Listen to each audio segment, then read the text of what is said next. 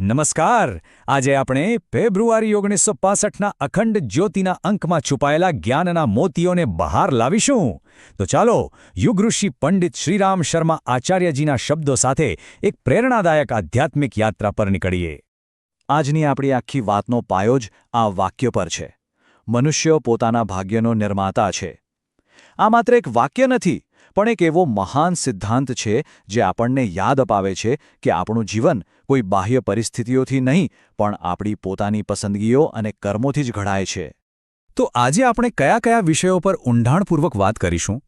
આપણે નવા યુગના ઉદય વિશે જાણીશું, આપણી અંદર રહેલી આંતરિક અગ્નિને કેવી રીતે જાગૃત કરવી તે સમજીશું, વિચાર ક્રાંતિની શક્તિને ઓળખીશું, આધ્યાત્મિક ઉત્થાન અને પતનના માર્ગોને જોઈશું, અને છેલ્લે ઘરને એક તપોવન કેવી રીતે બનાવી શકાય એની કળા શીખીશું.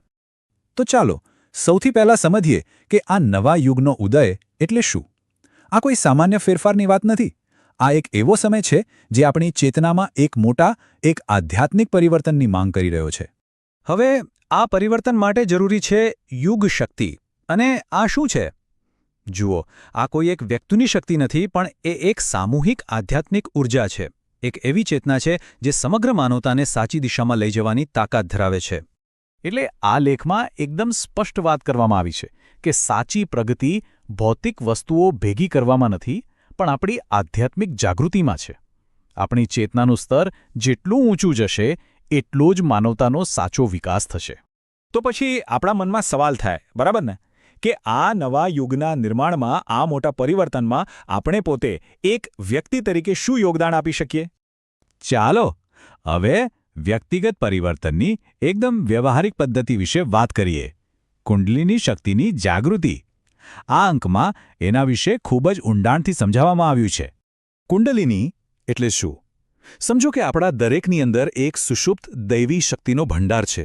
એક એવી અપાર સંભાવના છે જે બસ જાગૃત થવાની રાહ જોઈ રહી છે. એ જાગૃત થાય તો આપણે આપણી પૂર્ણ ક્ષમતા સુધી પહોંચી શકીએ. તો આ આંતરિક શક્તિને જગાડવી કઈ રીતે? એના માટે ગાયત્રી સાધનાના 4 મુખ્ય સોપાન બતાવ્યા છે. પહેલું શુદ્ધિકરણ, બીજું મંત્રનો જપ, ત્રીજું પ્રાણાયામ અને ચોથું ધ્યાન.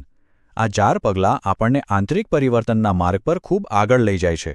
આ જાણીને આપણે પોતાની જાતને પૂછવું જ રહ્યું કે આપણી અંદર એવી કઈ છુપાયેલી શક્તિઓ છે, કઈ સંભાવનાઓ છે જે હજુ સુધી સુષુપ્ત છે અને જાગૃત થવાની રાહ જોઈ રહી છે. પણ એક વ્યક્તિના જાગવાથી શું આખા વિશ્વ પર અસર થાય? શું એક વ્યક્તિનું પરિવર્તન ખરેખર સમાજમાં કોઈ બદલાવ લાવી શકે?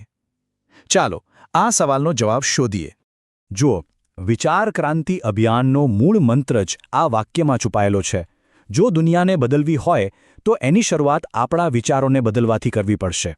સાચું પરિવર્તન હંમેશા અંદરથી જ શરૂ થાય છે.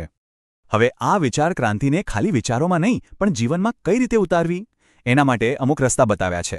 જેમ કે સકારાત્મક સાહિત્યનો ફેલાવો કરવો, નિસ્વાર્થ સેવા કરવી, સાદું જીવન જીવવું અને સતત આત્મનિરીક્ષણ કરવું. આ રીતે વિચારોને ક્રિયામાં ફેરવી શકાય છે. જરા વિચારો, શું ખરેખર ફક્ત એક સારો વિચાર દુનિયા બદલવાની શરૂઆત કરી શકે છે? આ પ્રશ્ન આપણને યાદ અપાવે છે કે નાનામાં નાનો વિચાર પણ મોટામાં મોટા પરિવર્તનનું બીજ બની શકે છે. હવે એક બહુ જ મહત્વની વાત આવે છે. જીવનમાં આપણી સામે હંમેશા 2 રસ્તા હોય છે. એક જે આપણને ઊંચે લઈ જાય અને બીજો જે નીચે પાડે. આ બધો ખેલ આપણી પસંદગીનો છે. અહીં જો 2 રસ્તા કેટલા સ્પષ્ટ છે. એક છે પતનનો માર્ગ, જે અહંકાર, લોભ અને સ્વાર્થથી ભરેલો છે, અને બીજો છે ઉત્થાનનો માર્ગ, જે નમ્રતા, નિસ્વાર્થ સેવા અને સત્યનિષ્ઠાથી બનેલો છે. આ વાત સફળતાની આપણી આખી વ્યાખ્યા જ બદલી નાખે છે, ખરું ને?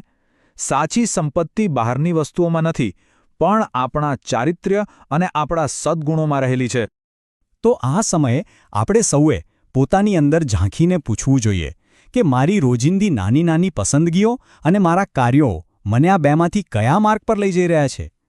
અને હવે આપણો છેલ્લો પણ એટલો જ મહત્વનો મુદ્દો, શું આપણું ઘર, આપણું કુટુંબ એ જ સાધનાનું શ્રેષ્ઠ સ્થળ બની શકે? શું આપણા દૈનિક જીવનમાં જ પવિત્રતા શોધી શકાય? આ વિચાર જ કેટલો અદ્ભુત છે. ગૃહસ્થ તપોવન એટલે કે ઘરને કોઈ બંધન નહીં, પણ સાધના માટેનું શ્રેષ્ઠ સ્થળ માનવું. આ એક દૃષ્ટિકોણ આપણા રોજબરોજના જીવનને સંપૂર્ણપણે બદલી શકે છે.